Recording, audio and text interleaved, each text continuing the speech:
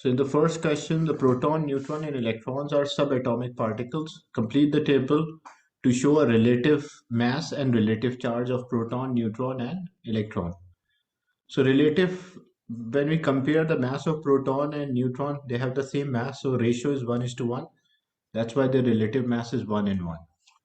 And when we compare the relative charge, proton and electron have the same magnitude or same value of the charge. The only difference is the nature is different. So protons are plus 1 and electron is minus, and neutron does not have any charge. Then bromine has two isotopes. Define the terms isotope. What is the definition of isotopes? Isotopes are atoms of same element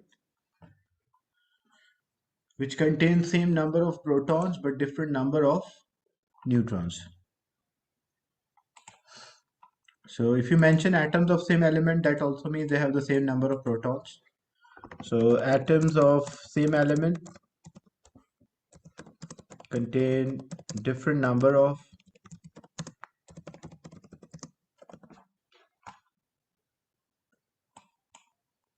neutrons. We call them as isotopes. Then explain why the two isotopes of a bromine has the same chemical property. The chemical properties of a substance depends on number of electrons in the last shell. When we write the electronic configuration or electronic structure, because they have the same number of number of the electrons in the last shell,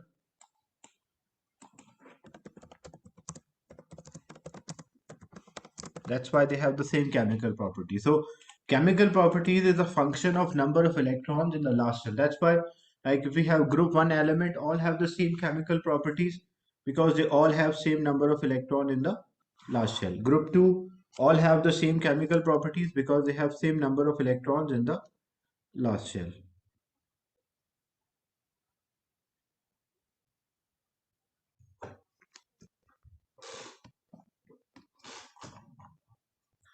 Then the table shows a proton, neutron, and electron number for some atoms and the ions.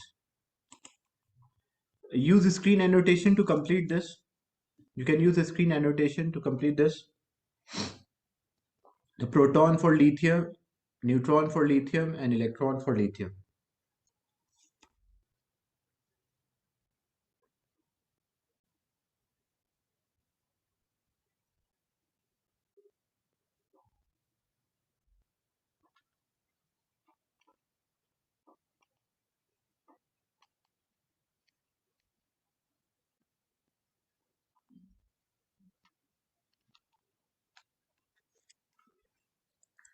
So lithium is having 3 proton, that's true.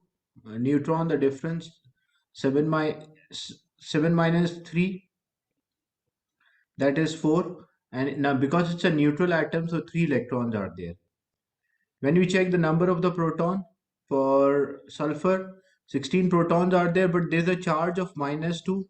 So charge of -2 means 2 extra electrons are there. That's why it is 18. And to get the neutron, we subtract. So 34 minus 16, so that's equal to 18. Then what about this one element? Using a proton number, you can identify the element because proton number is 19. So it means potassium is the element which is having proton number 19. What is the nucleon number? The sum, we add them. So 19 plus 22. So that is equals to 41. And what about the charge? Because there are 19 protons and 18 electrons, so the net charge should be plus 1.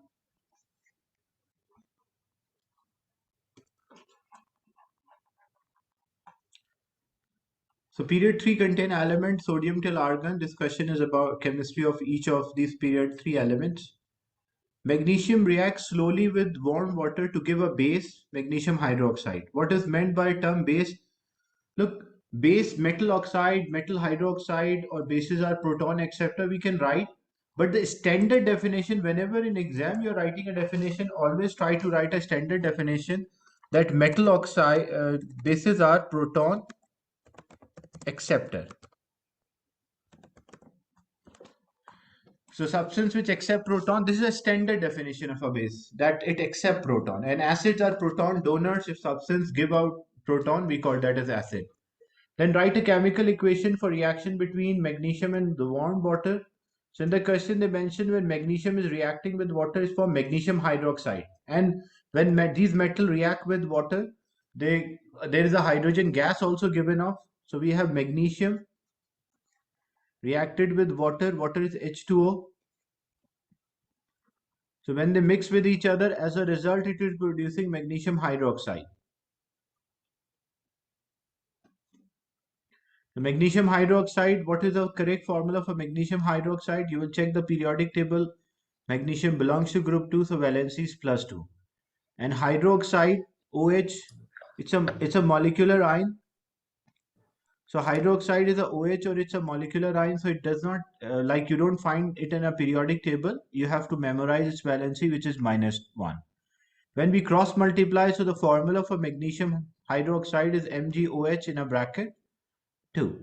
So MgOH in a bracket 2 plus the hydrogen gas will be there, because when metal react with water, they tend to either form metal oxide or metal hydroxide, and a hydrogen gas is given off. Then the second part is the balancing the equation. It's better you start with oxygen followed by hydrogen and then any other element. So when we try to balance with oxygen, how many oxygen are there? 2 oxygen only on the right hand side and 1 oxygen on the left. So we want to make 2 oxygen. So we put 2. So oxygen is balanced. So oxygen is balanced. What about hydrogen? 2 multiplied by 2, 4. And this 2 hydrogen plus 2 hydrogen, so 4. So hydrogen is also balanced. And magnesium is 1 on the left and 1 on the right. So magnesium is also balanced. So this equation is balanced in terms of magnesium, hydrogen and oxygen.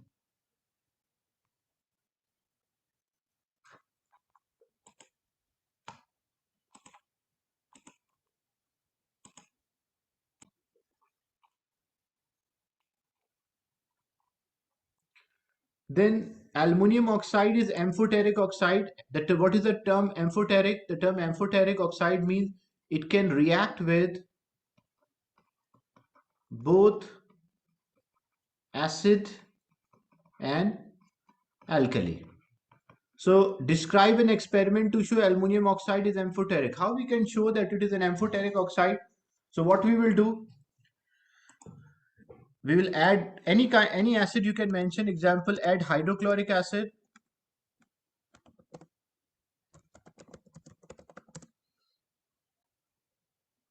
or you can mention mix hydrochloric acid with aluminum oxide.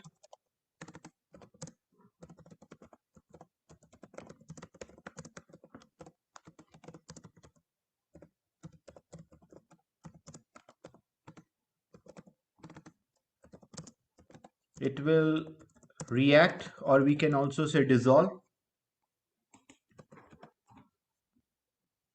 So if we mix hydrochloric acid with aluminum oxide, it will react or it will dissolve. And then because it's an amphoteric, so it should react with both. So then what we'll do, we'll mix any alkali you can mention, like sodium hydroxide or potassium hydroxide.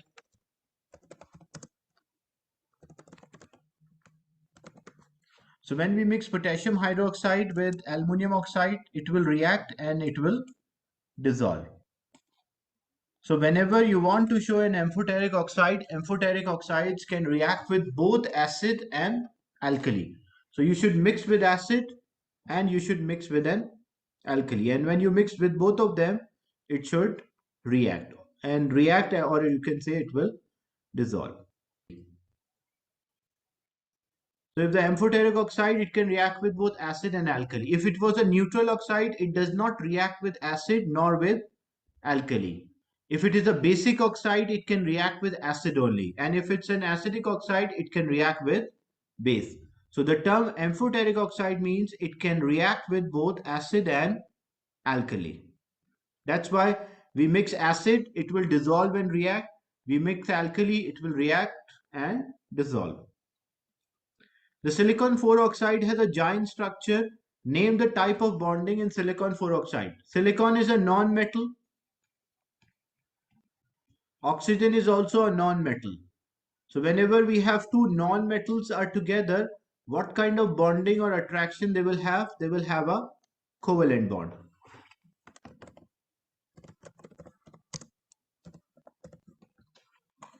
Then give two physical properties of silicon 4 oxide. So already they mentioned it is a giant structure.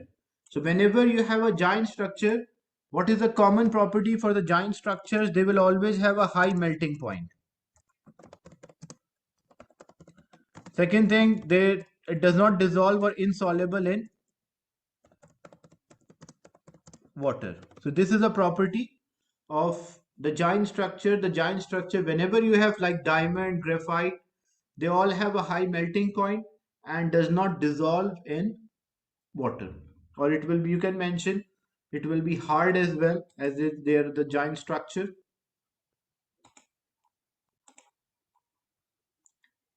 Calcium phosphate is used as a fertilizer. The compound, the bonding of calcium phosphate is ionic.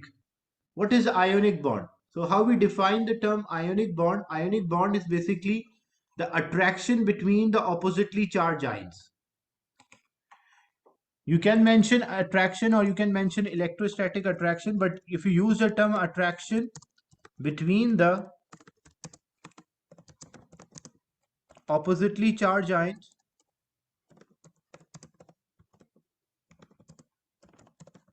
we call that as ionic bonding or ionic bond.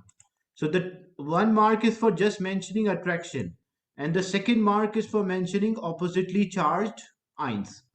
Like the attraction between the positive and the negative ions is known as ionic bond. If they ask what is a metallic bond, then that is the attraction between the positive ions and the electrons. Then deduce the formula of calcium phosphate. So how to deduce the formula of calcium phosphate? Calcium, when you check the periodic table, it belongs to group 2, so it will have a valency or charge of 2 plus or plus 2. And phosphate, PO4, it has a valency or charge of minus 3 or 3 minus. It's the same thing, no difference.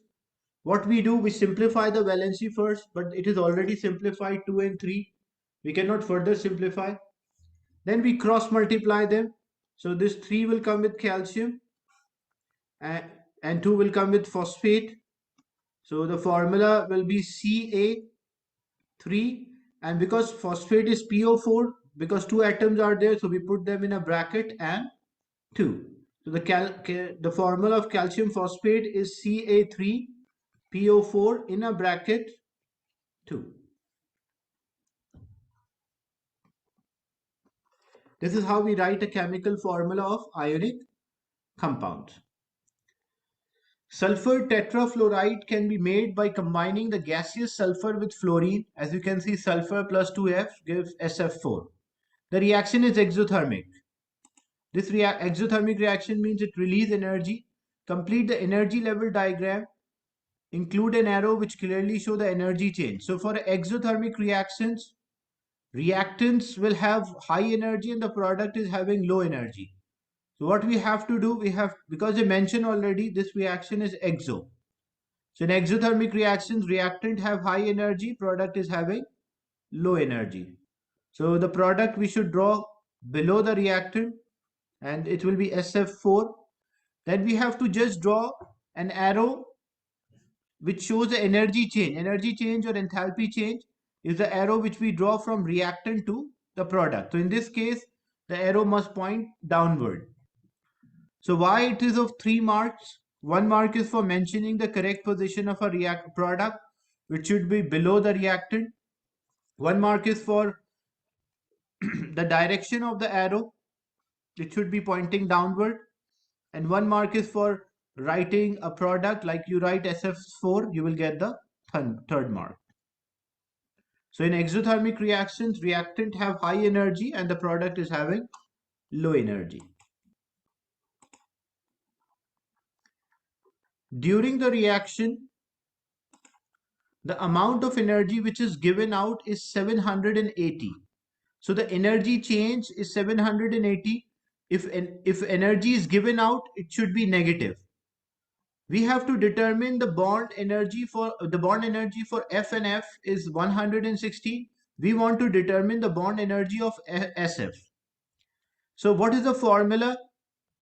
The formula is the bond breaking minus bond forming is equals to energy change. So energy change during a chemical reaction is equals to bond breaking minus bond forming. Always the reactant side is a bond breaking side and the product side is a bond forming side. So how many bonds we are breaking? So the energy change here, as I mentioned in the question, the energy given out or energy change is 780. But we will write as a minus 780. Why we are writing negative 780? Because in the question, they mentioned the energy is given out. When energy is given out, it means the reaction is exo. And whenever we have exothermic reaction, energy change for exothermic reaction should always be negative. That's why even they give 780, but we are writing minus 780 as the energy is released. Then the bond breaking. Reactant side is a bond breaking side and the product side is a bond forming. So bond breaking, this is a sulfur atom. Sulfur atom does not have any bond. So that is 0. Plus, because in atom, like it's a single atom, single particle, so does not have any bond. Then fluorine and fluorine, this is 1 and 2. So 2 fluorine are there and each fluorine is 160. The each bond is 160. So this will be 2 multiplied by 160. This is the bond breaking. So sulfur does not have any bond. That's why we write 0. For fluorine, each bond is 160 and there are 2 fluorine bonds. That's why we write 2 into 160. Minus the bond forming, how many bonds are formed? 1, 2, 3, 4. There are 4 SF bonds. So we are finding for 4 SF bond. So that's why we write SF. And why write 4? Because 1, 2, 3, 4 are there. That's why it is 4 into SF. This negative is for formula. Bond breaking minus bond forming is equals to energy change. Now we simplify this. This is minus 780.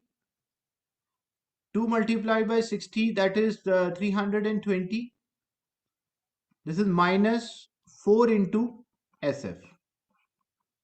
Then this is 320 on the right hand side. It will move to the left. So it will become minus. So minus 780 minus 320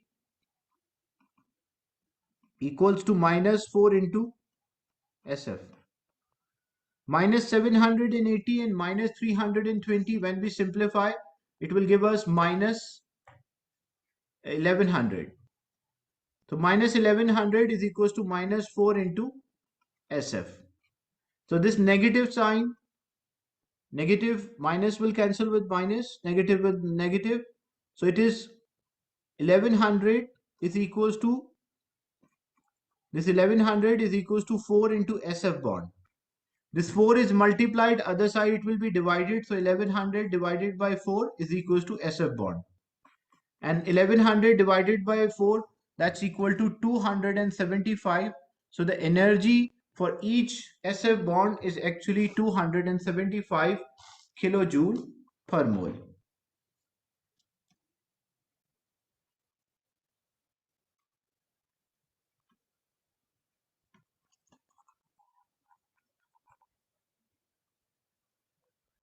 Argon is unreactive noble gas. Explain why argon is unreactive. The reason why group 8 elements are unreactive because they have complete outer shell. When the outer shell of element is complete, they don't tend to react, they don't tend to lose or gain electron. Give one use of argon where we use this argon in terms of usage, like because it is an inert gas, inert gases are unreactive. So we can use in a filament bulb or a lamps.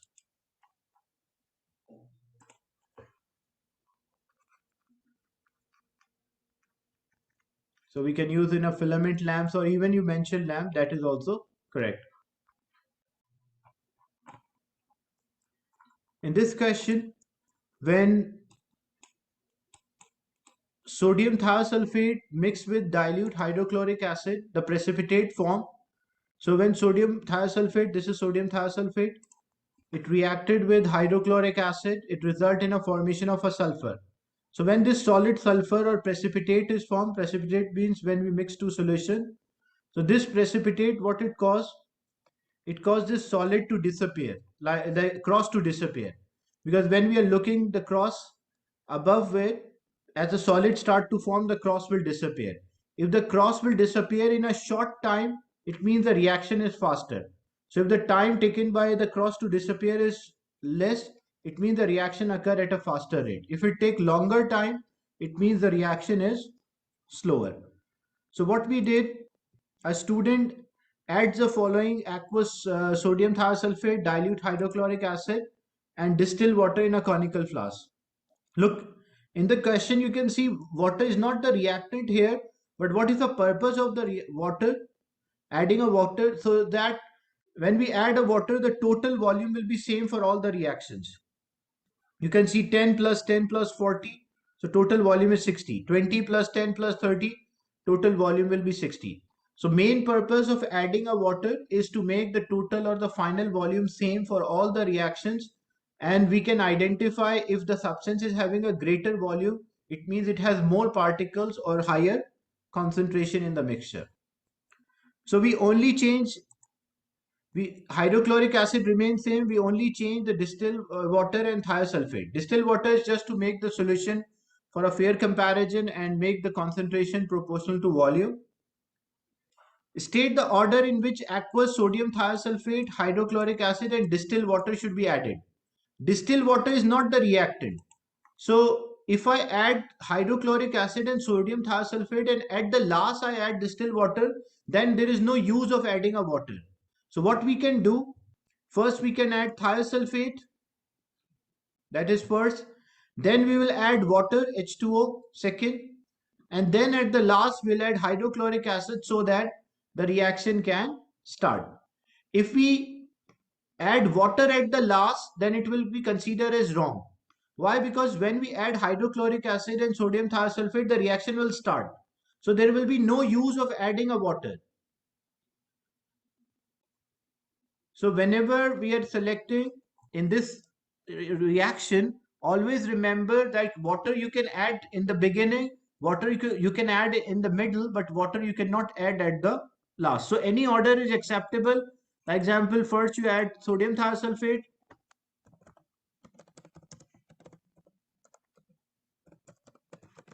then you add water, the distilled water, and then you add hydrochloric acid. Or you can change the order, hydrochloric acid first, then water, and then thiosulfate. But you cannot add water at the last. If you add water at the last, then that will not be considered as the right answer. Then in experiment 3, the student wanted a sodium thiosulfate to be a double concentration in experiment 2. Complete the table to show the volume which needed and expected time. So experiment 3, he want double, like greater amount of thiosulfate compared to experiment 2. So if experiment 2, he used 20. In experiment 3, he want double. So what is a double of 20? Twice of 20. The twice of 20 is 40. The hydrochloric acid amount is same. And what will be the amount of water? It will be 10 because we want the total volume to be same. Now what about the time interval? How to identify the time interval? If we use more particles, then the rate will increase. If the rate increases, the time for the reaction to complete will decrease. So if we double the concentration, double the amount of thiosulfate, what will happen to the time it will take for the cross to disappear? So it will take a short time. So if double the concentration, it will halve the time. So 28 half is 14. So speed or rate of a reaction increases as we increase the concentration and reduce the time to complete the reaction. So that's why when we took 40 cm cube of thiosulfate, the time will become half when it was 20.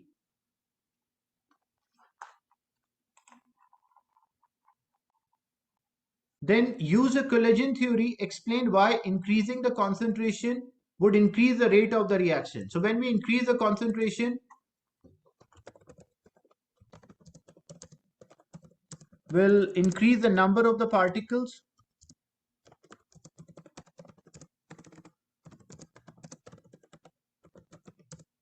which leads to more collisions or more successful collision, and increases the rate. So whenever a concentration is changed, remember energy of the particle does not change when you change the concentration.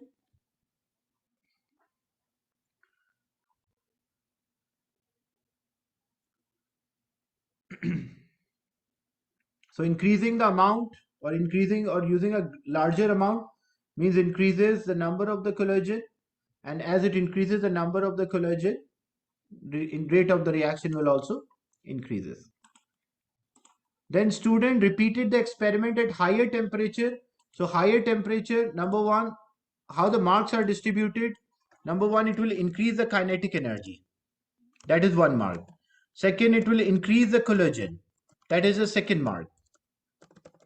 And the third one, like more particles will have energy,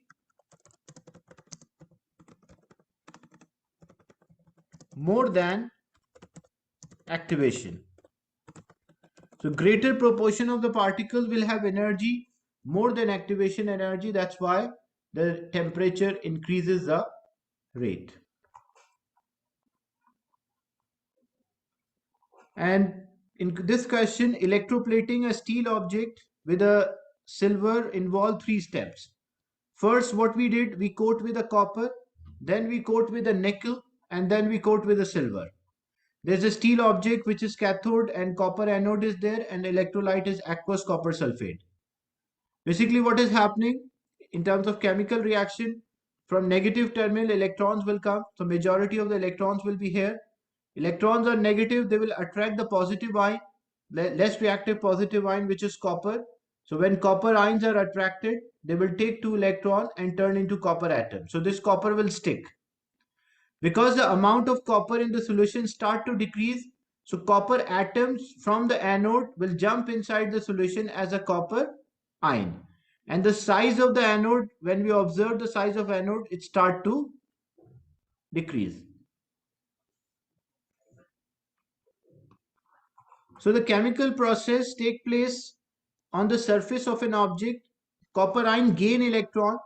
Whenever you write, look, oxidation or reduction you can define in terms of oxygen, you can define in terms of oxidation number, but the standard definition of oxidation and reduction is always in terms of electron. So whether this process is oxidation or reduction, this is a reduction. Why it is a reduction? Because it's a gain of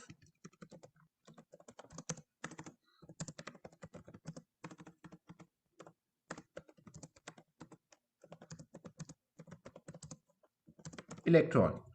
So whenever substance gain electron, we call this as reduction. Explain why the concentration of the copper ion in the electrolyte remain constant throughout. So what is the reason why the concentration does not change? Because when the copper ions are moving out from the electrolyte, the copper ions going out from the electrolyte towards the cathode, at the same time copper atom will go inside the solution as a copper ion. So you will write this answer. The copper ions from the electrolyte move toward the cathode are balanced with a copper atom go inside the solution from anode. So both have the same rate. That's why the concentration of the copper does not change.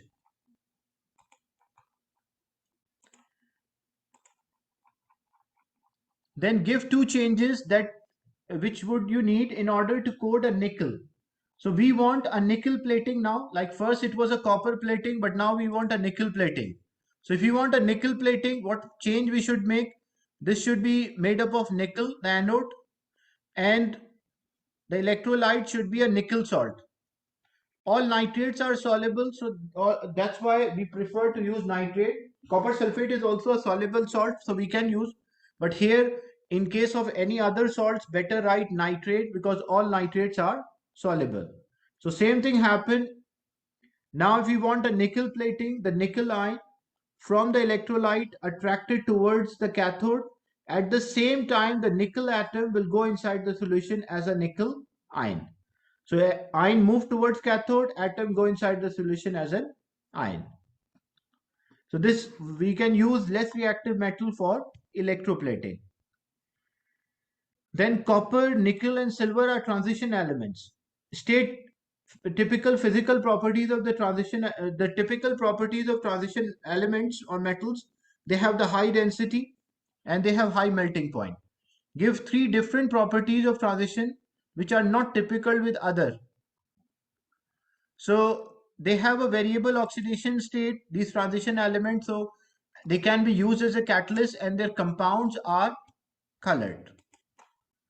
So forms color compound.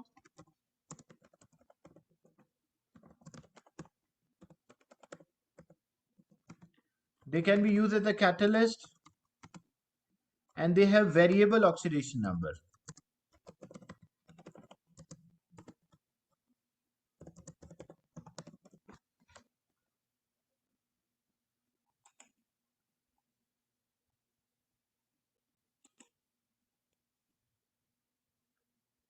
So because they already mention the physical properties, so you are not supposed to mention a physical property, you should be able to mention chemical properties. Physical properties are already mentioned. So here they mean you should write the chemical properties.